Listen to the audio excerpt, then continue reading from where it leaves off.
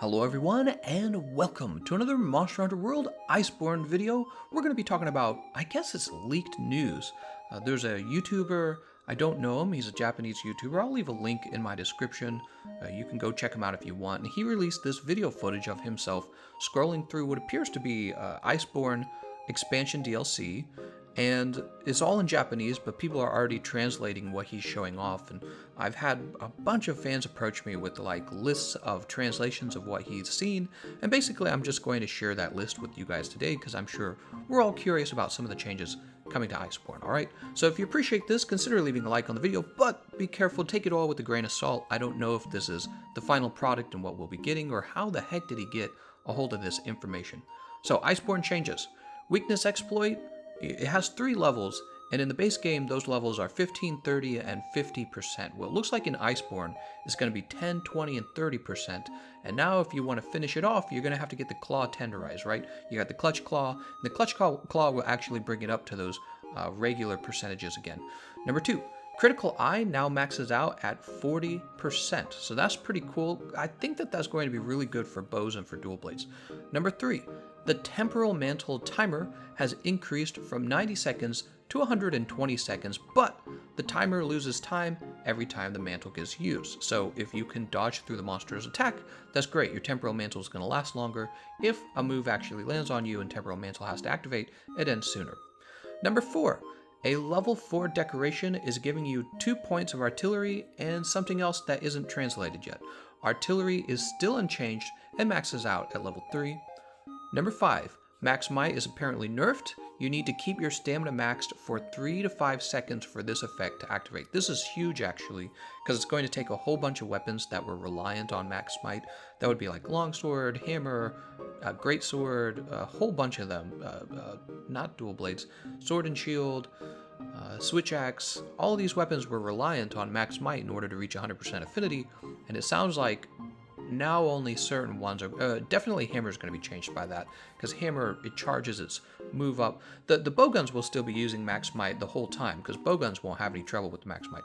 Number 6, Airborne Jewel buffed from 10% to 30% damage boost. I'm a big fan of that. I like using aerial attacks with the Hammer, obviously. If you've seen my live streams, you know that I do that ledge hopping technique where you roll off, you pull yourself back on. So that's exciting. I imagine some weapons did have their aerial damage nerfed. I heard that the Greatsword had its aerial damage nerfed, so we'll have to see how that plays out. Number 7, Rarity 12 items have been confirmed. Number 8, Agitator has been nerfed. I don't know how. Number 9, the Armor Heroics nerfed by 11%, but now gives a plus 60 defense boost and maybe flinch resistance. Number 10, Elemental Attack level 6, right now it only goes up to level 5, and you get a flat 100 more elemental damage and a 20% damage boost. If that's true, that's crazy. Number 11, there's some kind of Water Elder Dragon coming to Monster Hunter World Iceborne. This should not be a surprise to anyone. We don't have any Water Elder Dragons in the game so far, so it would make a lot of sense if we had a Water Elder Dragon. Alright, and then here's some more details from somebody else who did the translations. By the way, thank you, Captain Gangplank, for the first list. The second list, I don't know who this comes from.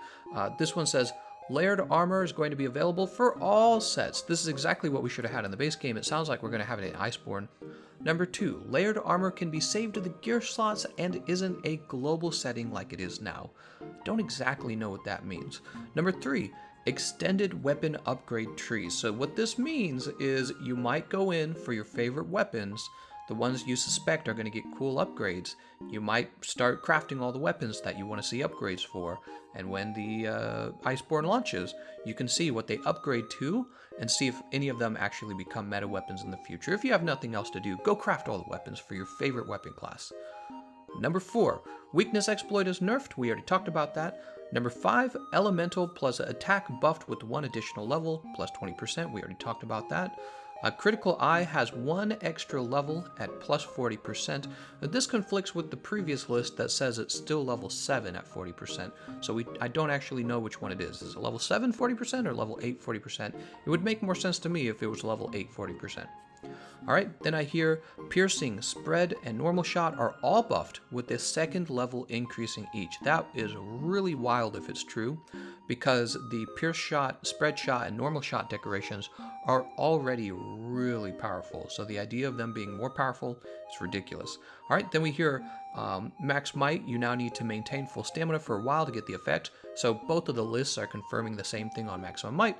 And then we have increased levels of charms. So you have level 4 charm slots now added.